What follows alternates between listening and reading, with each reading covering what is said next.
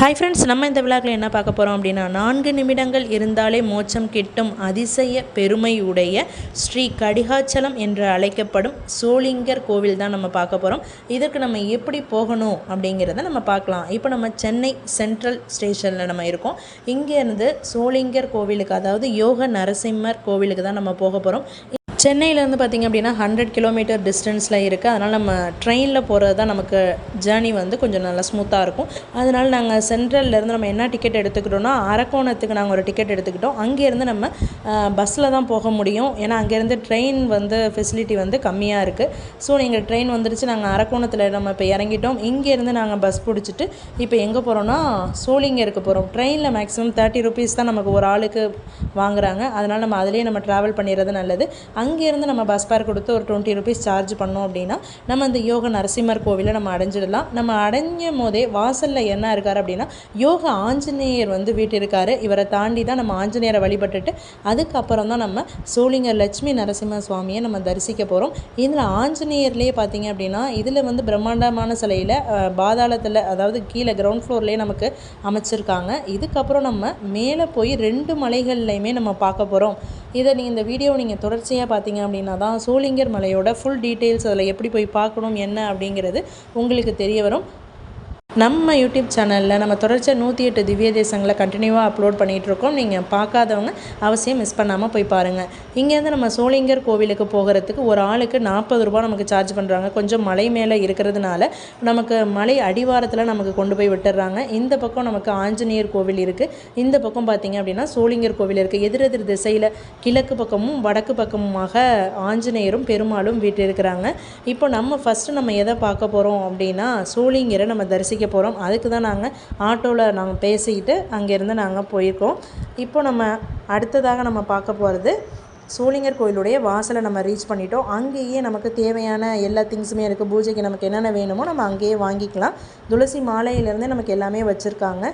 இப்போ நம்ம என்ட்ரன்ஸில் தான் இருக்கோம். என்ட்ரன்ஸில் பார்த்திங்க அப்படின்னா மலையில் நாமம், சங்கு, சக்கரம் எல்லாத்தையுமே அப்படியே பெயிண்டிங்காக பொறிச்சிருக்கிறது ரொம்பவுமே அழகாக இருக்குது. நம்ம இதோட பேக் சைடில் பார்த்திங்க அப்படின்னா 1305 படிக்கட்டுகள் ஏறி நம்ம யோக நரசிம்ம சுவாமியை நம்ம தரிசிக்கலாம். முடியாதவங்க ரோப் காரில் நம்ம போகிறதுக்கான ஃபெசிலிட்டி இருக்குது. நாங்கள் ரோப் காரில் தான் போனோம்.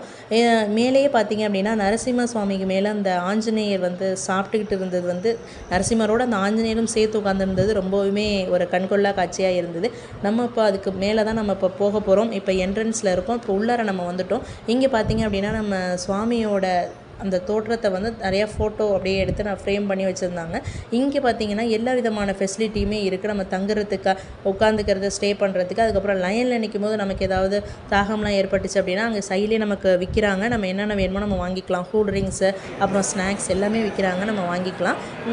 வாட்ரு பார்த்திங்க அப்படின்னா தனியாகவே அதுக்கு தனி பாத்திரம் வச்சுருக்காங்க. நம்ம அதை நம்ம குடிச்சிக்கலாம். அதை நம்ம காசு கொடுத்து வாங்குற மாதிரி இருக்குது, ஃப்ரீயாகவும் வச்சுருக்காங்க. அப்புறம் டாய்லெட் ஃபெசிலிட்டி எல்லாமே இருக்குது. அங்கே போனீங்க அப்படின்னா ஒரு நீட்டாக வச்சுருக்காங்க. எந்த ஒரு குப்பையுமே இல்லை, அவ்வளோ ஒரு நீட்டாக இருக்குது. அதே போல் அங்கே போகிறவங்களுக்கு தயிர் சாதம் நெய்வேத்தியமாக படைச்சதை நமக்கு பிரசாதமாக வழங்குறாங்க.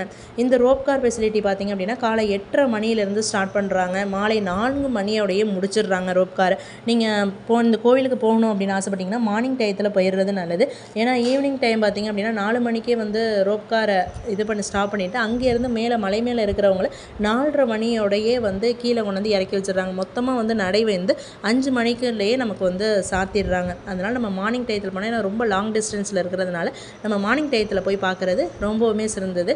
இங்கே பார்த்திங்க அப்படின்னா ரோப் காரில் பார்த்திங்க அப்படின்னா 4 கூடைகள் மாரி அமைச்சிருக்காங்க இல்லையா. அதில் ஒரு இதுக்கு பார்த்திங்க அப்படின்னா மொத்தம் 4 பேர் உட்காரலாம். இதில் மொத்தம் நம்ம ஒரு செட்டுக்கு போனோம் அப்படின்னா 16 பேர் நம்ம போகிற மாதிரி இருக்குது. ஒரு ஃபேமிலியாக 8th சைடில் ஒரு 2 பேரும், அதுக்கு ஆப்போசிட் சைடில் 2 பேர், மொத்தமாக நம்ம 4 பேர் தான் அதில் உட்கார முடியும். அது நம்ம மேலே போகும்போது பார்த்திங்க அப்படின்னா ஆடாமல் அசையாமல் நம்ம உட்காந்துருக்கணும், ரொம்ப ஷேக்கிங்லாம் கொடுக்கக்கூடாது அப்படின்னு நமக்கு முன்னாடியே இன்ஸ்ட்ரக்ஷன் கொடுத்துட்றாங்க. ஒரு ஷிஃப்ட்டுக்கு பார்த்திங்க அப்படின்னா 16 பேர் மேலே போயிட்டு வர முடியும். ஏன்னா 2 பக்கம் இருக்குது. இதில் ஃபஸ்ட்டு நமக்கு போகிறதுக்கு ஒரு 4 இது இருக்குது, அதே போல் வர்றதுக்கு 4 அந்த தொட்டி மாரி அமைச்சிருக்காங்க பார்த்திங்களா, அதுவும் இருக்குது. நம்ம ஒரு பக்கம் ஏறணும் அப்படின்னா ஒரு பக்கம் ரோப் கார் இறங்கிக்கிட்டே இருக்குது. அதில் தான் நம்ம இப்போ ஏறுறதுக்கு நிற்கிறோம்.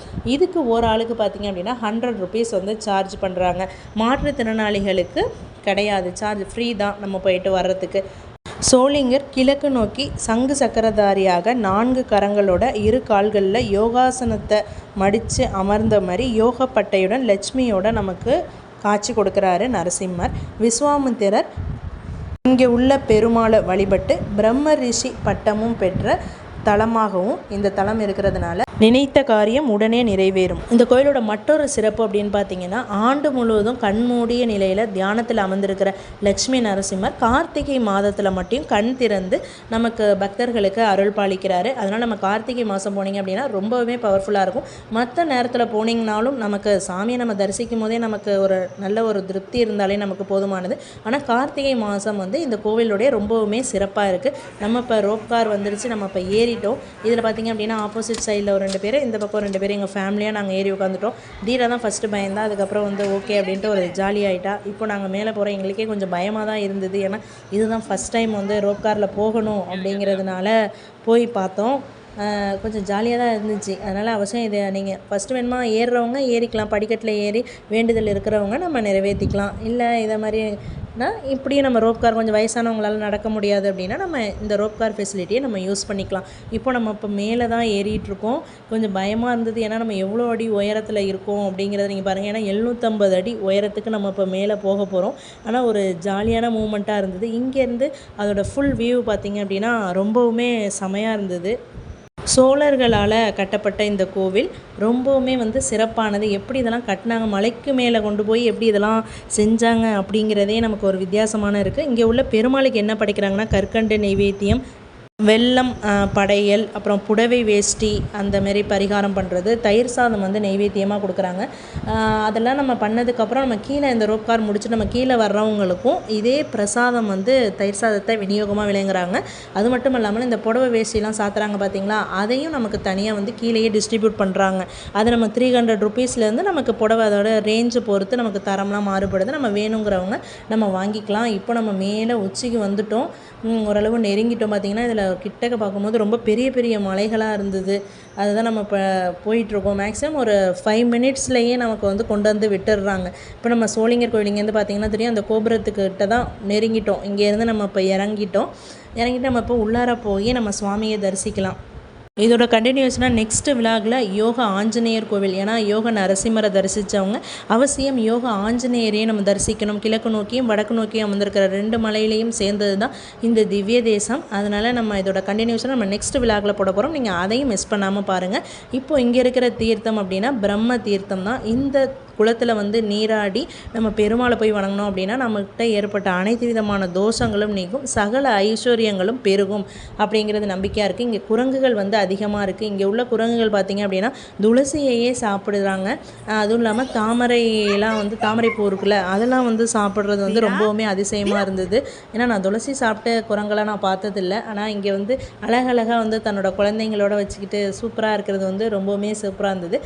இப்போது இதில் நம்ம படிக்கட்டிலேருந்து பார்த்திங்க அப்படின்னா ஏறி வரோம். இதில் ஒரு சின்ன ஒரு குறுகிய இல்லை ஒரு ஆள் போகிற மாதிரி தான் அமைச்சிருந்தாங்க. சின்ன பிரகாரமாக தான் இருந்தது. இப்போ நம்ம உள்பக்கத்துக்கு நம்ம வந்துட்டோம். சுவாமியை தரிசிச்சுட்டு அமிர்தவள்ளி தாயாரை ஃபஸ்ட்டு தரிசிக்கிற மாரி வச்சுருந்தாங்க. அடுத்ததாக நம்ம பார்க்க போகிறது யோக நரசிம்மர் சுவாமியை நம்ம தரிசிக்க போகிறோம். அங்கே நமக்கு ஃபோட்டோஸ்லாம் நமக்கு அலோடு கிடையாது. நம்ம சுவாமியை தரிசிச்சுட்டு இப்போ நம்ம வெளியில் வந்துட்டு அதோட வியூஸ் பார்க்கலாம் அப்படின்ட்டு பார்த்தோன்னா நீங்களே பாருங்கள். அதை எப்படின்னு சொல்ல முடியாது, அதை அனுபவிக்கும் போது தான் அதோட இதே தெரியுது நமக்கு. நம்ம இப்போது அந்த டைமிங் முடிஞ்சிருச்சு, நம்ம இப்போ வெளில வரோம். எவ்வளோ நாள் வேணாலும் இருக்கலாம். நம்ம பார்த்திங்கன்னா போகிறதுக்கு 50 ரூபாயும் வரத்துக்கு 50 ரூபாயும் மொத்தமாக 100 ரூபா நமக்கு சார்ஜ் பண்ணிட்டோம். ஒருவேளை நம்ம படிக்கட்டில் நம்ம ஏறி வந்துட்டோம் அப்படின்னா திரும்பி இறங்கும் போது நம்ம 50 ரூபா கொடுத்துக்கிட்டோம்னா நம்ம இறங்கி போய்க்கலாம். இப்போ நம்ம ஒரு வாட்டியும் அதே ஷிஃப்ட்டு தான் 16 பேராக நமக்கு ஏறுறதும் இறங்குறதுமா அமைச்சிருக்காங்க. ஓகே ஃப்ரெண்ட்ஸ், இந்த விலாக் இதோட முடியுது. நம்ம நெக்ஸ்ட் விலாகில் யோக ஆஞ்சநேயர் கோவில் நம்ம போய் பார்க்க போகிறோம். இதோட கண்டினியூஷனாக போட போகிறோம். அதையும் நீங்கள் மிஸ் பண்ணாமல் பாருங்கள். தொடர்ச்சியாக 108 திவ்ய தேசங்களையும் பார்க்க எங்கள் யூடியூப் சேனலை சப்ஸ்கிரைப் பண்ணுங்கள் ஃப்ரெண்ட்ஸ். தேங்க்யூ ஃபார் வாட்சிங்.